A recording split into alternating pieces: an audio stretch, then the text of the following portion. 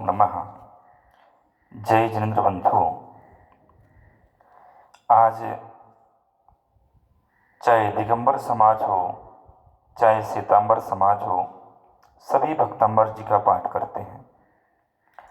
आचार्य मानतुंग स्वामी द्वारा यह रचित स्तोत्र, जिसमें आदिनाथ भगवान की स्तुति की गई है, बहुत ही चमत्कारिक स्तोत्र हैं। प्रत्येक एक एक काव्य की अलग अलग कथाएं भी प्राप्त होती हैं। 48 इसके काव्य हैं। 4 क्षेपक श्लोक भी इसके प्राप्त होते हैं। इसमें 52 काव्य हो जाते हैं। वसंतलिका छंद में यह स्तोत्र की रचना हुई है। इसके एक लाइन में 14 अक्षर हैं। ऐसे एक काव्य में 52 अक्षर हैं, 56 अक्षर हैं और 2688 बीज मंत्रों से समन्वित है यह स्तोत्र।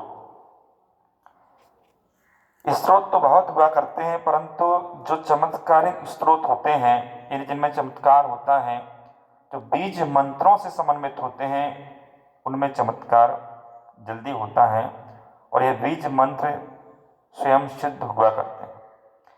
इसमें आपको कोई सिद्धि नहीं करना है।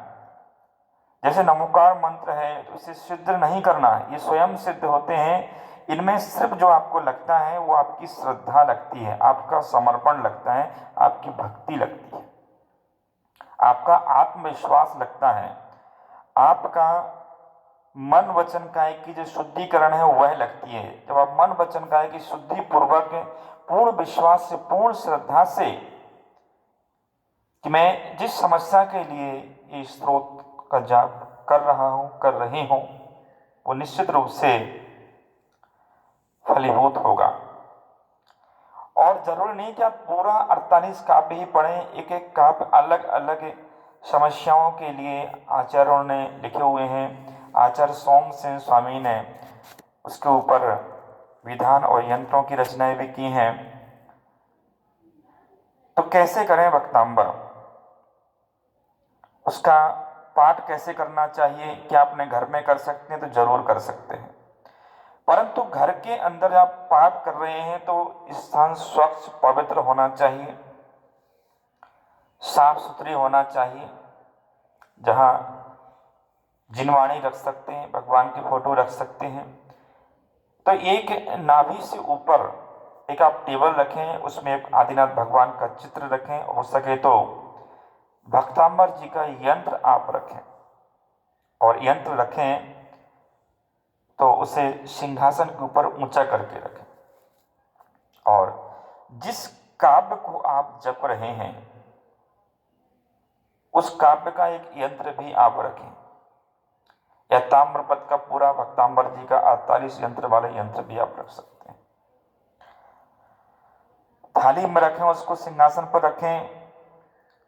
एक चांदी के बर्तन में या सामान्य बर्तन में, लोहा या स्टील नहीं होना चाहिए। उसमें आप गर्म पानी रख लें, उसमें कुछ लौंग और इलायची डाल लें। जब आप काव्य पढ़ते हैं, काव्य पूरा हो जाता है, तो वो जल से आपको धारा करना है यंत्र के ऊपर। एक संकल्प पूर्वक कि इतने काव्य हम डेली 108 बार एक माला के काव्य हम डेली करेंगे। कम से कम 21 दिन तक आप इस अनुष्ठान को करें। घर के अंदर कोई भी बीमारी है, वो जो जल है, उस जल को आप, जो भी बीमार व्यक्ति है उसे पिला दीजिए, मस्तिष्क पर लगाइए, पिला दीजिए। घर में छिड़किए, बीमार व्यक्ति के मस्तिष्क पर आप उसे छिड़किए। और धूप, एक हवन कुंड, जो छोटा सा हवन कुंड ले लीजिए ताम्रपत्र का, उसमें अग्नि आप प्रज्वलित कर लीजिए। जब एक काव्य पूरा होता है तो जल की धारा भी उस पर दीजिए यंत्र के ऊपर, और साथ में आप शुद्ध जो धूप होना चाहिए उसे खेते जाइए। दीपक आपको 5 दीपक घृत के आपको जलाना है, और पीले चावलों से स्वस्तिक बनाना है।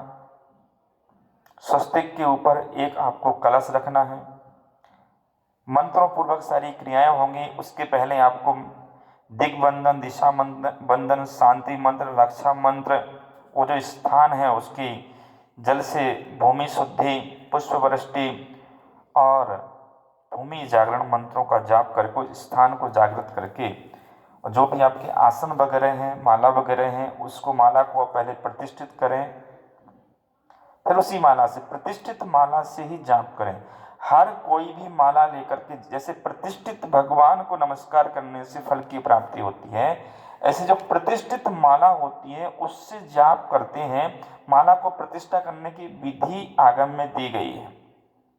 आपको नहीं आती है, मुझे आप कॉल कर सकते हैं, मैं आपको बता दूंगा, या आसपास में जो भी विद्वान पंडित जी हों, प्रतिष्ठाचार्य हों, विधानाचार्य हों, उनके माध्यम से आप करा सकते हैं। माला आपकी सही होना चाहिए, 108 गुरिया होना चाहिए, उसमें 3 गुरी और होना चाहिए सम्य दर्शन ज्ञान चरित्र वाले। माला के बीच में गैप होना चाहिए, गुरिया आपस में जुड़े हुए नहीं होना चाहिए, उसका कोई फल प्राप्त नहीं होगा। तो ये चीजें आपकी होना चाहिए। आसन वस्त्र आपके फटे हुए नहीं होना चाहिए। दिशा पूर्व उत्तर की होना चाहिए। जिस दिमाग पे आपने ये सब चीज़ें रखी हैं उतनी जगह पर आप फिर से पानी से धो लीजिए, शुद्ध कर लीजिए, और सदा उसी स्थान पे आपको बैठना है।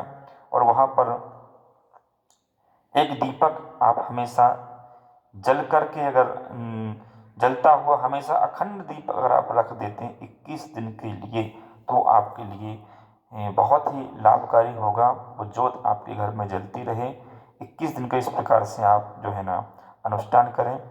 और भी जो भी शंका आपकी भक्तांबर जी के लिए है, आप मुझसे पूछ सकते हैं। एक विशेष अनुष्ठान की विधि भी हमने इसकी निकाली है, इसकी पोस्ट भी हमने की थी, कई जगह हमने किया है। 9 दिन में 48 भक्तांबर महामंडल विधान घर के अंदर, इसके हमने बहुत अच्छे रिजल्ट जो जीवन में पाए हैं। आदि व्याधि जो भी समस्याएं हैं वो दूर देखी, ऊपरी बाधाएं जैसी बड़ी बड़ी बाधाएं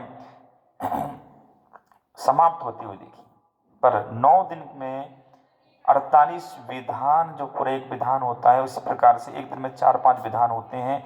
और जब वो 9 दिन में 48 हो पाते हैं और रोज हवन होता है, पूरा वातावरण ही चेंज होता है, पूरा घर एकदम से चार्ज हो जाता है, पावरफुल हो जाता है। तो अभी आप ये अनुष्ठान कीजिए जो आप स्वयं कर सकते हैं। और अगर आप चाहते हैं कि आपके घर में बहुत अधिक समस्याएं आ रही हैं, तो फिर आप एक बार अपने जीवन में घर के अंदर 48 भक्तांबर महामंडल विधान 9 दिन के अंदर संकल्प पूर्वक किसी विद्वान को बुला करके पूर्ण श्रद्धा से और शुद्धता पूर्वक आप अपने घर में करें, पूरा परिवार बैठ करके करें, अच्छे मुहूर्त में करें, तो उसका आपको लाभ निश्चित रूप से मिलेगा। मैं आपके बीच में प्रतिष्ठाचार्य अरुण जैन शुद्धांश, ओम नमः।